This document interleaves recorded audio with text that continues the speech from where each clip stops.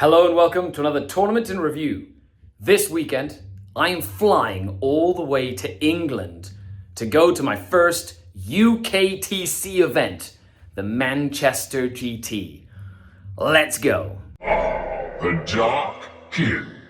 Hello and welcome to another Skaredcast tournament in review. This weekend I'm going to the Manchester GT in Manchester, all the way in the UK. Huge shout out to the Red Dragon. Dan is my sponsor for this ITC season, and he basically sent me out there, shipped me off, bought the tickets, everything, and I cannot wait to see what this crazy UKTC terrain layout and format is all about in my ITC journey. So the first thing we're gonna do is look at the list I'm taking.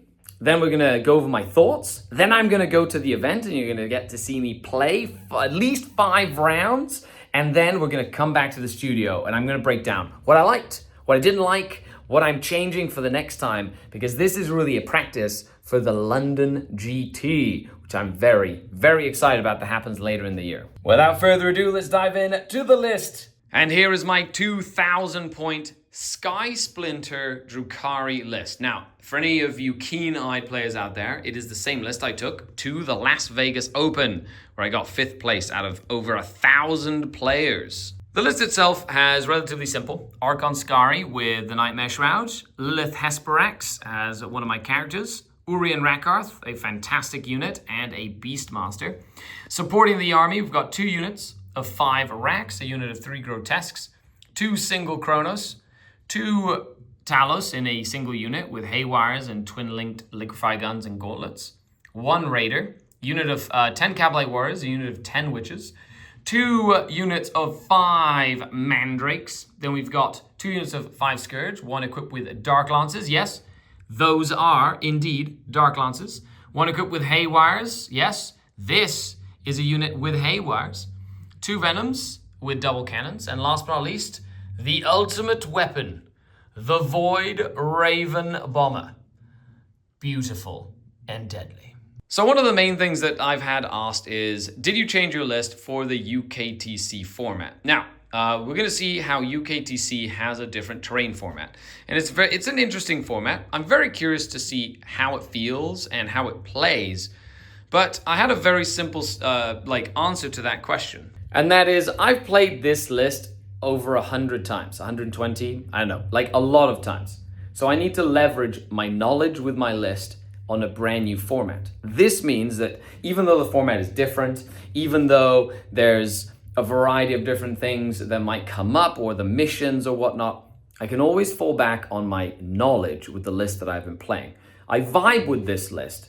So instead of changing it and trying to adapt everything and have so many different variables that might affect my gameplay, I want to keep one thing constant, my list, and then apply and learn things once I'm at the event that then I can use for next time. The list is very well balanced. Now, for anybody who wants to try this, a couple of things. Number one, this is sort of what I would call an expert level list, where each piece sort of has to do its job in order to get the most out of the list itself. It has a lot of moving parts, and therefore the skill ceiling is quite high. You can do very well with this list, as I have proven, but you can also do terrible with this list because you don't really have much to fall back on. You know, if you don't really use the Beast Pack well, or the Core of the Archon well, or the Talos well, or the Bomber well, you can essentially be throwing away lots of your units and lots of your ability to play the game, which means it is not an army for the faint of heart. The second thing that's really tough about a list like this is it relies on a lot of out-of-production units, like the Core of the Archon, which is Finecast, right? We've got Urian Rakarth, which is also Finecast, and then the Beast Pack. And they're not really, like even these, my Chimera, which Lord of the Ring Wargs, and my Razorwing Flux, they're GW models, but they're definitely not the originals. I do have the originals, just beat up, and so I'm using these. And then I have the Claude Fiend and the Beast Pack Master that are originals. Even the Grotesques, you have to convert them. So it's not an easy army to make. All in all, though, I do hope that I have my tools available. So let's go to the event. Let's play at least 5 rounds. I've got a 6-hour or 7-hour flight to London. Then from London, we fly to Manchester. And then we leave basically on Thursday evening, get there Friday morning, and tournament begins on Saturday morning. And we're walking in Manchester. Dan from Red Dragon. Oh, myself. No, don't do that. One. We're gonna go find coffee, but then we're gonna go to our Airbnb. But it's Friday afternoon. It's a brisk, sunny day in Manchester. Very nice. And we're ready for tournaments. Yeah, let's do it. So Dan and I have taken a bit of a walk and a little detour to get to our Airbnb. And look, more shrubbery. Well, we've arrived at a cute little Airbnb in the middle of a cute Manchester development neighborhood. And it's about 4:30, almost 5 o'clock in the evening, Manchester time. We had to open the windows to let breeze in because it was stifling hot in here. And there's not air conditioning in Europe, like anywhere. So, and then tomorrow, well, we're waiting for Innes and some of the other Scots to show up. They're going to be showing up around 6 o'clock-ish. And then we're going to hang out, probably get some food, maybe play a board game, just kind of chill. So, yeah. And it's tournament day. So we should book something in like 20 minutes. Breathe out and stuff with it. How did I hang out? How did I end up with this crew? Them? This guy, fine, them. I don't know. Somebody help me. And here we are, Manchester. Round one opponent Andy. And this is really awesome. There's a lot of people here. Lots and lots of people. Woo! It's exciting. Exciting. Dan's over there. Way over there. He has a shirt that says Boss Man on it. There you go. And here we are, round one, of course, playing Andy. Votan, he's doing his scout moves right now, but boom, look at that. He deployed first, put his Jaegers out to stop my scouts, and is now rolled to go first on Terraform, which is going to be super fun, and he's going to just rush me. So that'll be super fun as well. And with that, I got to do my scout moves and stuff too. So with that, wish me luck, but there we go. Manchester GT, first UKTC event. Really, really excited. Well, first round, victory for the Drukhari. Andy was a fantastic opponent. Make sure you check out his YouTube channel of, right? Tin Bear Studios. Yeah, I'll put a link in the description. Check it out, because he's very active. Well, he will be. I will be. Awesome. Other than that, it was the court. They basically did a bunch of stuff with these big L's jumping in and out. Lilith was fantastic in this corner. She basically came out, fought stuff on this objective almost all the time, and then just yeeted back to this all the time. The Beast Pack was excellent. I started them here and used them to block Hecatons, essentially in that little corner there. And then the Votan got really aggressive on this side, and I had enough kickback with my Talos and things on this side to then push back and basically hold this and then move this way. So with that, on to lunch. Let's go get some food. And here we are, round number 2, playing against Biocentric Brood Surge against Nick. And I ended up going first on Purge. We got Smoke and Mirrors, so we got to like remove units and stuff. We each kind of used infiltrators to try and move block each other. And then my Beast Pack was able to scout into the space, but I am going first. Other than that, wish me luck. Let's have a good time. Okay, end of the game. I did end up beating the Gene Stealers 98 to 68 or so, 96 to 68. I was able to go first and get some good leverage on board control, and then just basically stop the Gene Stealers from really dropping where they needed to go. Didn't really use my Scourge like at all, except for like to kill a few trucks. The MVPs were my court. So what I did in this game is I put Uri and Rakarth in the Raider by himself, and I joined the court to 10 Kabalites with the Archon. I just started it, boom, right in the middle to threaten a heroic intervention with the Fight's First court with lots of models, and that really helped me get like a lot of threat in the middle of the board. Other than that, fantastic game with Nick, and let's go on to the last round of day 1. Okay, so come all the way to England to play, and who do I play? A Scotsman. Innes Wilson himself, playing 150,000 infantry Gene Stealer cult. Not 1,000. 155. Okay, fine. On Taken Hold. This is probably the toughest matchup on the toughest mission I could hope for. One of the toughest matchups on a really tough mission. So, I'm not gonna have fun. It's a good time. And maybe Innes will finally redeem himself from LVO. Go watch that stream, by the way. It was fan-freaking-tastic.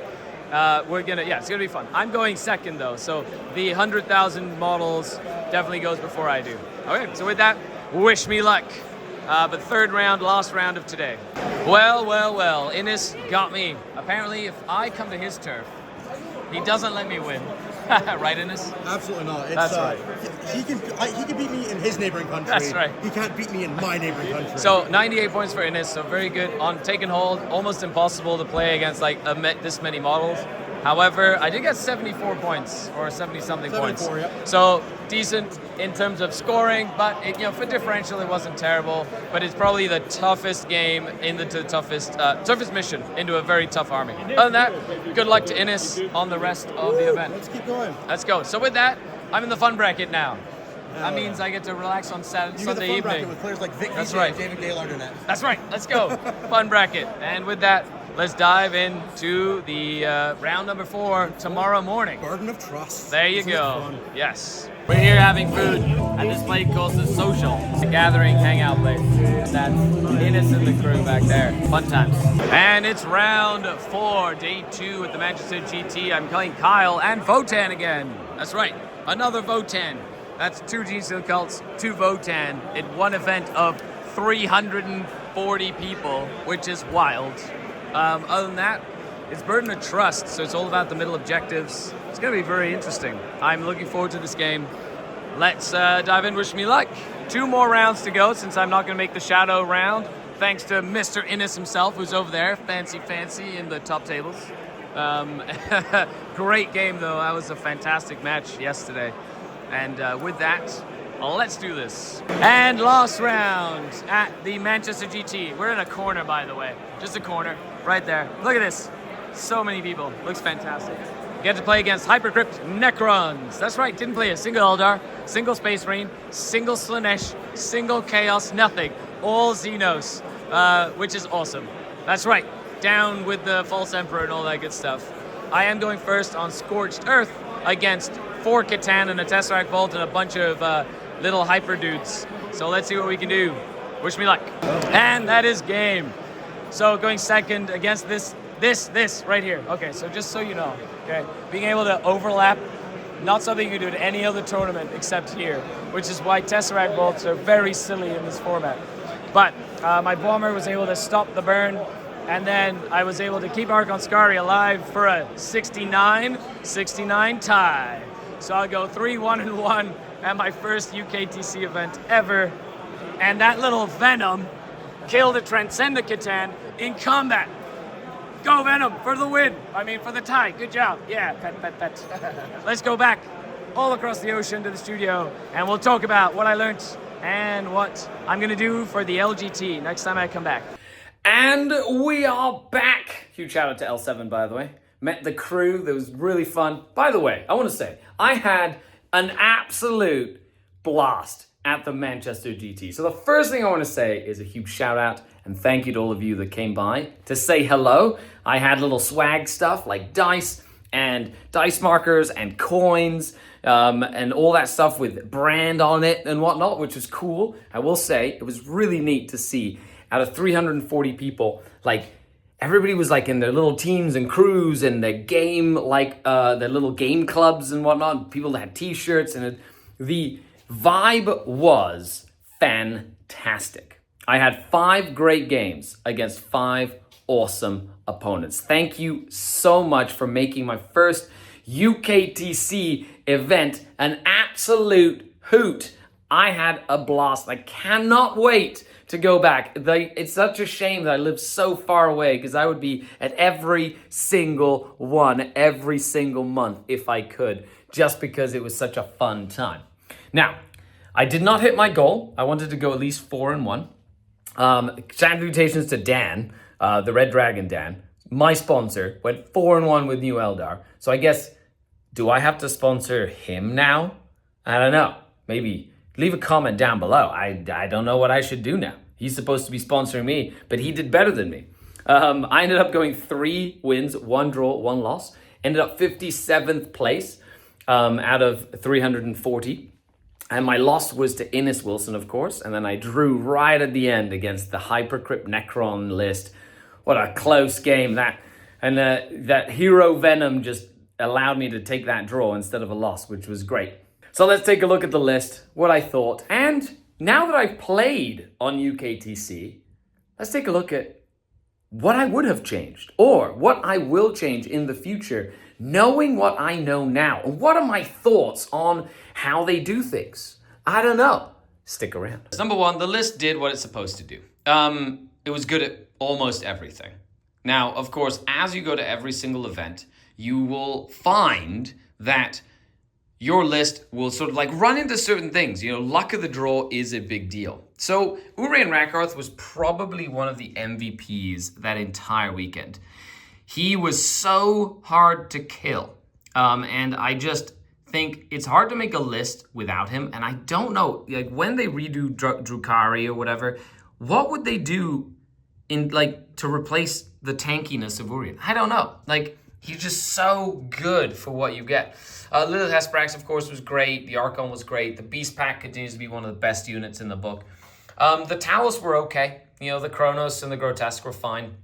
The Void Raven Bomber, actually, this event, did relatively little. Like, it did okay, but not nearly as much as I'm used to. And I think that's mainly because of the matchups that I was up against. And, of course, Innis was just made it fly off the table twice or something like that. It was wild. He was so good at stopping it with a giant horde of neophytes to stop me from using my plane properly. So that was a big mistake and misplay on my part. And then last but not least, the Lance Scourge didn't really do what I expected them to do, which was shoot stuff. So I don't know. Haywire Scourge were fantastic. Mandrakes were really good. So yeah, what did I learn? How would I switch this list for next time? So there's a couple of things that I would switch. Number one, I feel that in the UKTC format, or when I was playing the games, I felt that there were a lot of armies, and that might just be the meta shift right now, where I had to sacrifice one of my units of mandrakes pretty much every game in order to create space on the table to prevent enemy infiltrators or scouts from sort of like pinning me into my zone. So I think one of the first things I'd like to see is add in a third unit of mandrakes. So what do I drop to get the units of mandrakes in? One of the easiest things to do would be to drop the grotesques. They were okay, but not the best. So that's like 80 points right there. Mandrakes is 70. So I can add a third unit of mandrakes, and that gives me about 10 points left over. Okay, there you have it. I just need to put them on the right size bases. But there you have it. So with 10 points left over, what else to do? Well, something that I could definitely do is I feel like there was a couple of things where I needed like an extra screen or some speed, which means that like the racks were great. However, they were actually not necessarily the best. So I could actually just drop these here. That's 55 points. And then what do I get? 55 and 10, 65 points, which allows me to put in 3 Reaver jet bikes. I did find that on the UKTC terrain, there were like large open spaces where I wish that I had a unit that could move basically and cover that distance in a single move. And the Reaver jet bikes would have done just that. With a 16-inch move, they'd be able to advance. They could go from like one safe area, especially down on like some of the corners, all the way to another safe area relatively quickly with 6 objective control, which then allow me to get to objectives, contest things early in the game, and be more useful as a trade piece or as a contesting piece than 5 of my racks. Now, this just might be because of the meta or because of the firing angles and lanes. I feel that I would have loved to have another unit of Haywires. So I think that these Dark Lances would essentially turn into Haywires. However, I'm not sure how skewed that is, considering that I didn't really play against the best armies to use either or. Like, I feel like if I played Tyranids, I would have wished I had my Dark Lances. And at the same time, you don't want to change too many things after going to a list. Now, the last thing that I would have done is I would have loved to have a Lone Up as well. The only place that I could see myself getting points for a Lone Up is for dropping like a Talos, for example, or maybe dropping one of the Kronos plus something, which I'm not really sure. Like, this list is so tight in its points and how like everything works together, but I'd really like to add in like a Death Jester as an example. Why? Because there were other big open areas of the battlefield where just being able to put a Lone Up would have been great for screening especially, and preventing my opponent from shooting them off and then making the space that they needed. So overall, I think my UKTC style Sky Splinter list is slowly being developed. So what are my thoughts to round it all off? And there you have it. Couple of tweaks, nothing too crazy, but I think that it would give me some more tools, some more options in order to play UKTC more effectively. Now, what do I think of the UKTC? Now, the terrain, number one, was fine. It was not a big deal. I think that, to be honest, it's probably blown out of proportion, being like, oh, it's a shooting gallery and things like that. I didn't really feel it. I felt like what you really needed was to sort of like put the right units in the right place to stage them properly, to then move into the next right place, or wait behind these walls until your opponent sort of like rushed out, made a mistake, and then you could counter. So having speed was important. Also having the ability to position and maneuver across the battlefield, transports, deep strike, uppy downy, using reserves, rapid ingressing reserves, that sort of thing, could be very, very useful to dictate the pace of the game. As for the ruins themselves and the format, it was fine. The ruins are ruins. They were okay size. They were put in the sort of like right spots. On the other hand, you had the missions.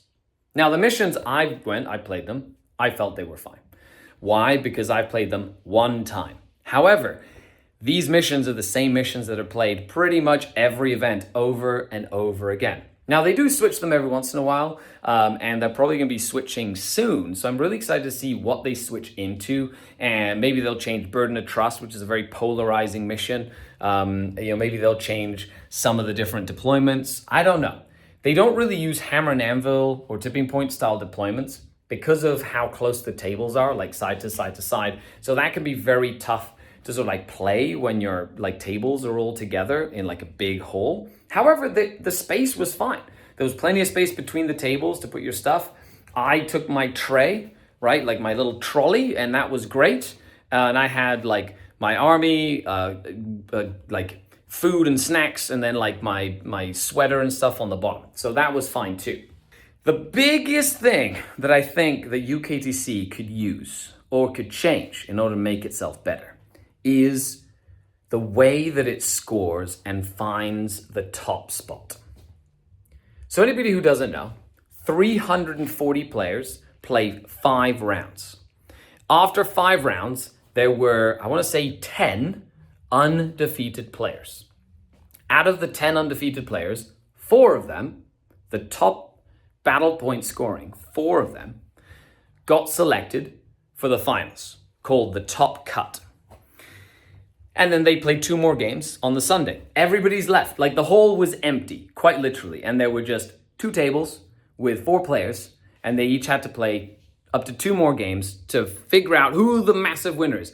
So there wasn't really any pomp or like any sort of circumstance. It was like a very private affair in the middle of a hallway, in the middle of like the hall, where everything's getting put away. They're sweeping, they're picking up all the rubbish and the garbage that people leave, and they're packing all the tables and the terrain, and they're just like in a corner playing at one of the largest singles events in the world, and yet they're literally in a little corner playing their games.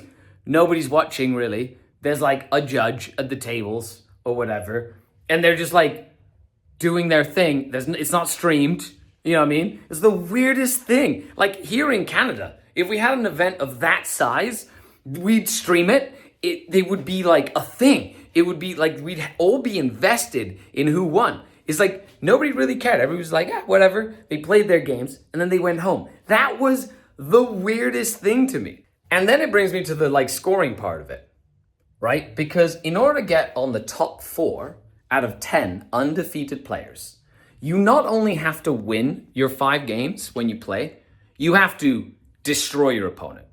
Like the top players that got selected for cut were like 100 points, 100 points, 100 points, 100 points, 100, like literally perfect scores.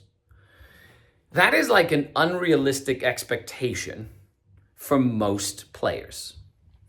And as soon as you play like a tough match, like say round 2, you run into a good player and you and them are playing and you fight it out tooth and nail and you both got like 80 some points.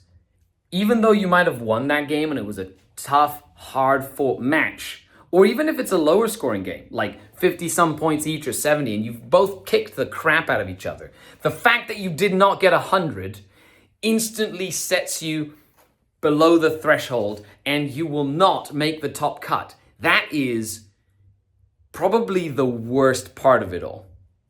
I think that there should be a way. I don't know how I would fix it because of time constraints, how big the venues are, like the culture that you have over there in the UK in terms of events and how many rounds you play per day.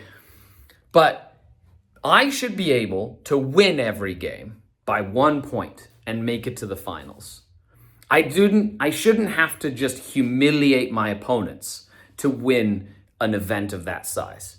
What if you get to like, it just sort of encourages not only a different type of list building and mentality where you're just trying to completely destroy your opponents and get 100 points, but it also means that somebody who had a hard fought game that must have been against another really tough, say ELO, right? Like two very good players, you can just knock each other out of the running. And that just feels bad. Now, of course, I didn't make it to the top, right? But I could see being that person, winning by 1 point here, 5 points there, 10 points there, having practiced the list, having practiced everything I was doing, and then missing out on the top cut because I didn't smash my opponents, yet probably my strength of schedule was higher. So just some food for thought. I'm really excited to go back to the UK. I'm really excited to go to LGT.